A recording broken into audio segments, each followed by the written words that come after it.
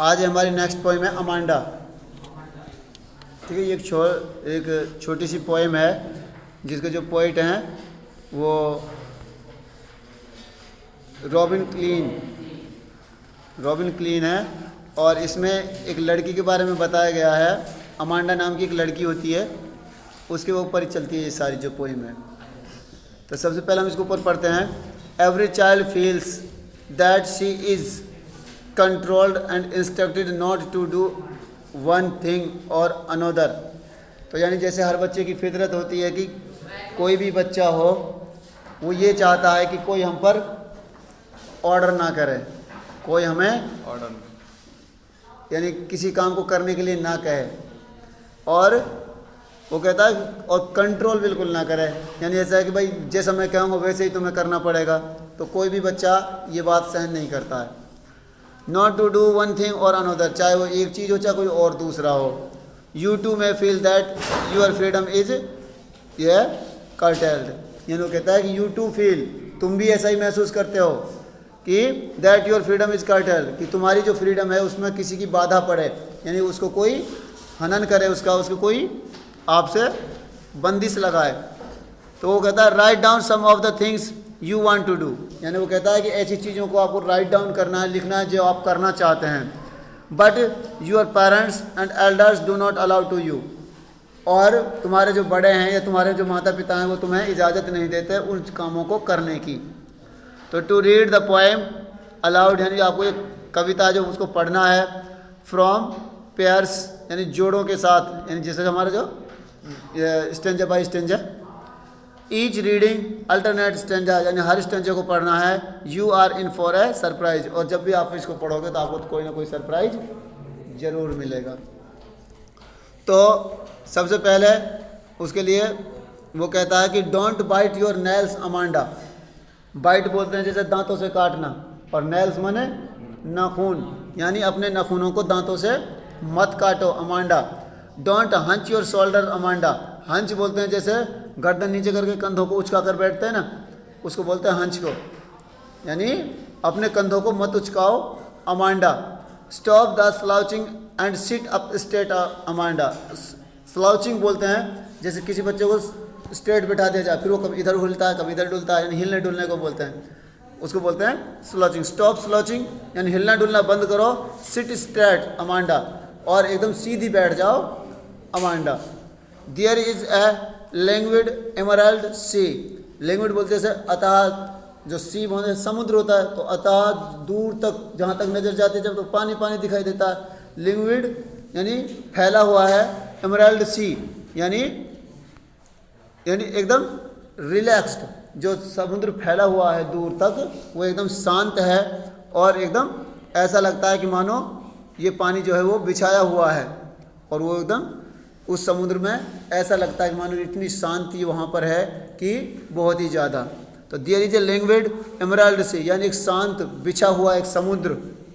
Where the soul inhabitant is me, यानी soul बोलते हैं जैसे यानी एक बच्चा या फिर एक आदमी या एक छोटा सा एक छोटी creature.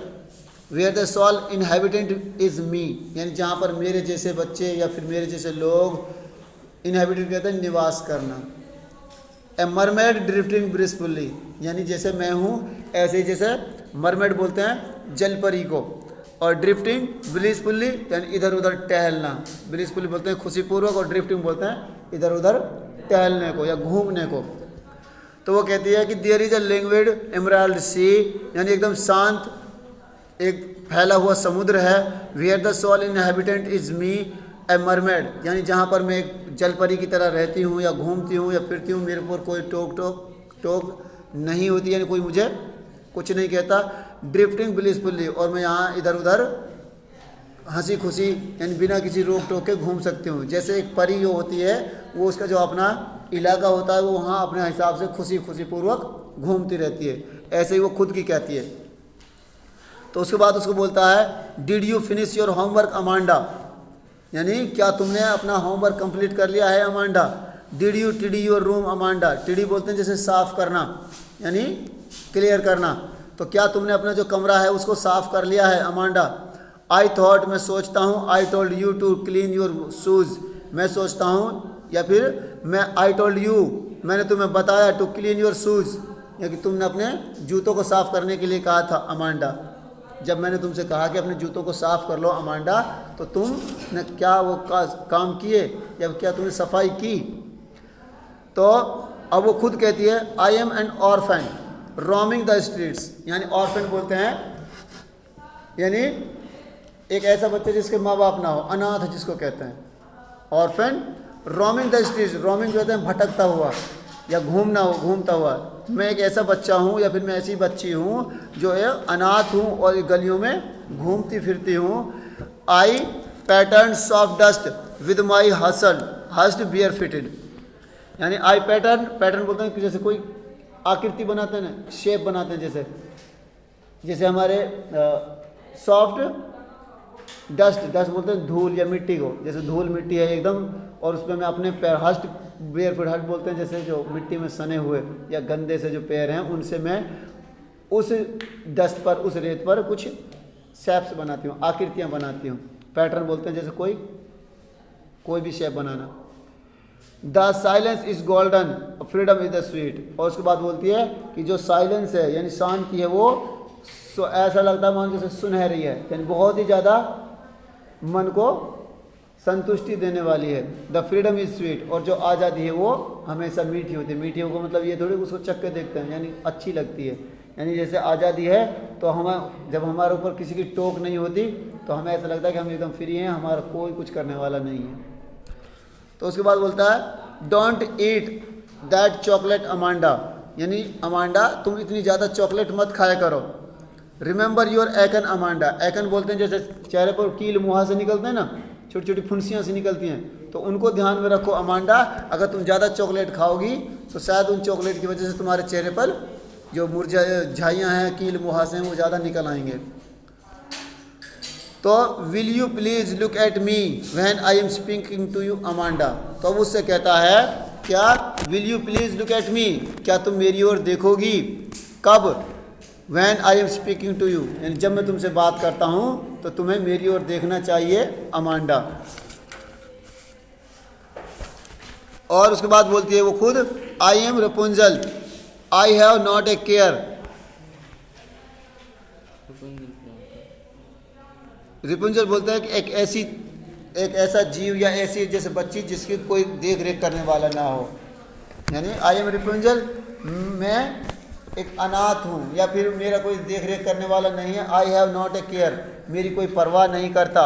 Life is a tower is tranquil the rear, और वो कहती है कि जो लाइफ है, एक जीवन है, एक टावर की तरह है, जो एक ट्रंकल बोलते हैं जैसे शांत, यानी एकदम सुनसान, और रेयर बोलते हैं दुर्लभ, यानी जो चीज़ बड़ी मुश्किल से मिलती हो उसको बोलते हैं रेयर। यानी जो जीवन है वो एक टावर की तरह जो सुनसान है, यानी उसमें कुछ हलचल नहीं है, यानी उसमें कोई रंग वगैरह नहीं है, यानी वो कहने का मतलब वो अनाथ है और उसके जीवन में कोई खुशियाँ नहीं हैं।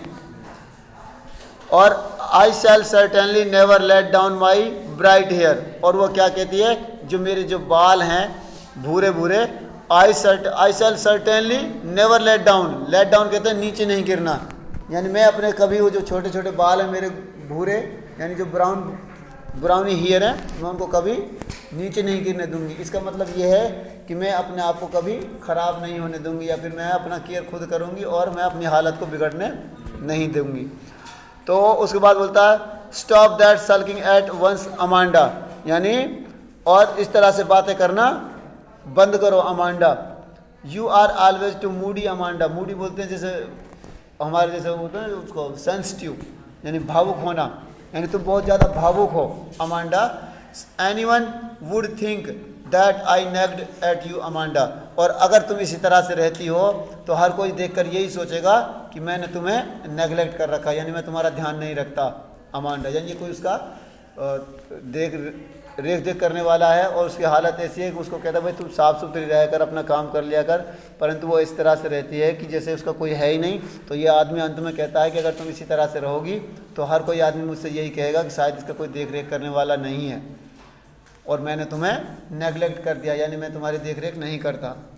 यह है तुम्हारा ये छोटी सी पोएम है, इसमें क्वेश्चन है 10 9।